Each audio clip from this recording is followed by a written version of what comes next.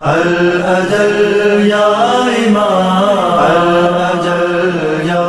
إمام. السلام علیکم. مبشر مسلم کے ساتھ آپ موجود ہیں. سب سے پہلے جشن ولادت باسعادت امام زمانہ عجل اللہ تعالیٰ فرح شریف کی مناسبت سے تمام دیکھنے والوں کو میں ہدیہ تبریک پیش کرتا ہوں. اور اس کے بعد جیسے کہ آپ جانتے ہیں اس چینل سے ہمیشہ ہماری یہی کوشش رہی ہے کہ معارف اہل بیت ذکر اہل بیت آپ تک پہنچائیں. تو آج امام کی ولادت ہے, اسی حوالے سے ہمارے ساتھ گفتگو کرنے کے لیے حجت الاسلام والمسلمین سید بشار حسین موسوی صاحب موجود ہیں. کیونکہ آج ولادت ہے امام کی تو اسی حوالے سے ہم پروگرام بھی لے کر آئے ہیں. تو اب یہ بتائیں, کیونکہ امام علیہ السلام کی جو غیبت کے حوالے سے بہت سی روایات ہیں, بہت سی وجوہات ہیں, ان میں سے آپ روشنی ڈال دیں کہ کیا وجہ ہے, کس وجہ سے امام جو ہے ہمارے غیب میں ہیں, اس حوالے سے روشنی ڈالیں. ہمارے جو دوستان اور جو ہمارے دوست ہمیں دیکھ رہے ہیں بسم اللہ الرحمن الرحیم. سب سے پہلے تمام عالم اسلام خصوصاً مومنین کی خدمت میں اور ہمارے دیکھنے والوں کی خدمت میں ولادت باسعادت حضرت یوسف زہرا کی مناسبت سے ہدیہ تبریک و تہنیت عرض کرتے ہیں. دوسری بات جو آپ نے سوال کیا, یقیناً یہ ایک مشکل پیچیدہ اور ایک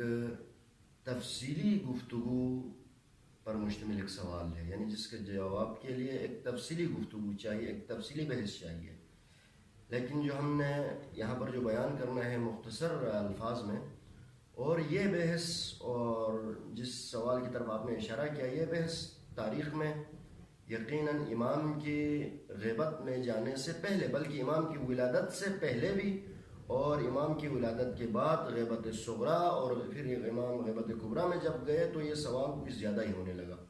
اور ائمہ علیہ السلام نے, بلکہ خود پیغمبر اکرم صلی اللہ علیہ وآلہ وسلم نے اپنی زندگی میں ہی ان کی غیبت کی وجوہات کی طرف کئی روایات میں, کئی احادیث میں اشارہ فرمایا ہے. میں صرف ایک وجہ کی طرف اشارہ کروں گا کیونکہ ہمارے پاس تفصیلی گفتگو کرنے کا وقت نہیں ہے. تو پیغمبر خدا نے اس کی طرف اشارہ کیا. اس روایت کو تقریباً اہل سنت محدثین نے بھی, مفسرین نے بھی اپنی کتابوں میں نقل کیا ہے, اور باقی یعنی تمام عالم اسلام کے کتب روائی میں یہ روایت موجود ہے. پیغمبر نے فرمایا, یعنی اس حدیث کا مفہوم میں پہلے عرض کروں. مفہوم یہ ہے کہ اس حدیث میں پیغمبر یہ فرمانا چاہتے ہیں دنیا میں قیامت تک کے لیے نسل علی علیہ السلام سے ایک ایسی ہستی کا ہونا ضروری ہے جو لوگوں کو امر بالمعروف اور نہی عن المنکر کرے, لوگوں کو نیک کاموں کی طرف دعوت دے, لوگوں کو برائی سے روک کے رکھے. اس کے لیے سب سے اہم ضروری کیا ہے, نسل علی علیہ السلام سے ایک شخصیت کا, ایک شخص کا, ایک ہستی کا ہونا ضروری ہے. تو امام کی غیبت کی وجوہات میں سے ایک وجہ عالمین کے لیے, بشریت کے لیے امام کی غیبت, امام کی طرف سے فیض پہنچنا ہے, اور امر بالمعروف نہی عن المنکر کا فریضہ جو ہے امیر المومنین علیہ السلام کی اولاد میں سے ایک اولاد نے اس کو انجام دینا ہے. لہٰذا فی زمانہ امر بالمعروف نہی عن المنکر کے اس فریضے کو انجام دینے کی ذمہ داری حضرت امام زمان عجل اللہ تعالیٰ فرجہ الشریف کی پر اس حدیث میں بیان ہوا. لا خیر فی امت لیس فیہم من ولد علی ان یامر بالمعروف وینہی عن المنکر. لا خیر فی امت, اس امت کی کوئی خیر نہیں ہے, اس امت کے لیے کوئی نیکی نہیں ہے. لیس فیہم من ولد علی, جس امت میں علی کی اولاد میں سے ایک نہ ہو. کیا کرے, اس کی ذمہ داری کیا ہے اس علی کی اولاد کی؟ اس کی ذمہ داری یہ ہے لیس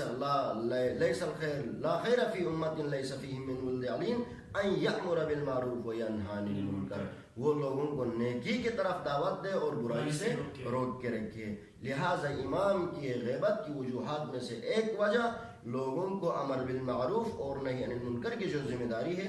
اس ذمہ داری کے خاطر امام علیہ السلام اتنے عرصے سے غیبت کبریٰ میں تشریف فرمائے. جب انشاءاللہ امام کے ظہور ہو جائے گا تو امام جب دنیا میں یعنی ظاہری طور پر ہماری آنکھوں کے سامنے تشریف لائیں گے, اس کے بعد یہ ذمہ داری آپ علی الاعلان انجام دیں گے, اور اس کے بعد یعنی قیامت کے آثار جو ہے. اب دوسرا میرا سوال اسی حوالے سے ہے کہ جو شیعہ جو حضرات ان کی روایت میں موجود ہے بقیت اللہ ہم کہتے ہیں، آیا سنی روایت میں بھی موجود ہے اس حوالے سے کہ آیا وہ لوگ بھی امام علیہ السلام کو بقیت اللہ کے نام سے القاب لقب ہے؟ یہ اصل میں جو بقیت اللہ جو ہم کہتے ہیں امام زمان کے القاب میں سے ایک لقب ہم بقیت اللہ کے نام سے پکارتے ہیں، یہ حقیقت میں قرآنی استنباط ہے، یعنی قرآنی آیت کے ذریعے سے آیت کا استنباط، جیسے کہ سورہ ہود میں جو آیت ہے بقیت اللہ خیر لکم ان کنتم مومنین، اگر تم مومنین ہو تو تمہارے لیے بقیت اللہ خیر ہے۔ تفسیر نمونہ میں صاحب تفسیر نمونہ اس پر بحث کرتے ہیں، بحث کر کے مفہوم پیش کرتے ہیں کہ بقیت اللہ ہر اس چیز کو کہا جاتا ہے جو انسان کے لیے فائدہ مند ہو، اور روایات میں موجود ہے یہاں بقیت اللہ سے مراد امام زمان علیہ السلام کا وجود مبارک ہے۔ تو یہ کتب روایت اہل تشیع میں تو یہ فراوان تعداد میں موجود ہے، لیکن علامہ شبلنجی ایک اہل سنت عالم دین ہی وہ اس حوالے سے اس آیت کے ذیل میں لکھتے ہیں جب قیامت کا یعنی 313 بندے امام مہدی علیہ السلام کے لیے پورے ہوں گے، 313 ان کے جانثار ساتھی مکمل ہوں گے، تو ان کے بقول یعنی کیونکہ ان کا نظریہ امام یعنی آئندہ پیدا ہوں گے، پیدائش کا نظریہ ہے، ظہور کا نظریہ نہیں ہے، تو علامہ شبلنجی کہتے ہیں جب مہدی پیدا ہوں گے اور مہدی جب اپنے فرائض کو انجام دینے لگیں گے، اس وقت جب اس کے 313 ساتھی اس کے ساتھ مکمل ہوں گے تو وہ کعبہ شریف کو ٹیک لگا کر یہ اعلان، سب سے پہلا اعلان یہ کریں گے انا بقیت اللہ خیر لکم، میں بقیت اللہ ہوں جو تمہارے لیے بہتر ہے۔ تو اس سے یہ مفہوم سامنے آتا ہے، یہ مطلب سامنے واضح ہو جاتا ہے کہ یہ بقیت اللہ صرف